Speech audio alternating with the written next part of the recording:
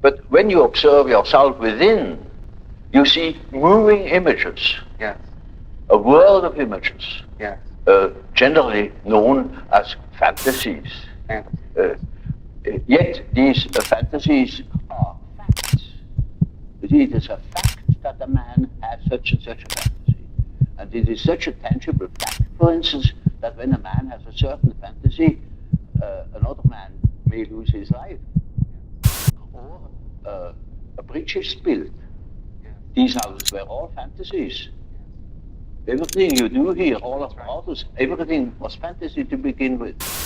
And the fantasy has a proper reality.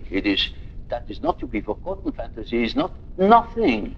It is, of course, not a tangible object, but it is a fact nevertheless. It is, a form of energy. Yes. Despite the fact we can't measure it. Yes. It is a manifestation of something.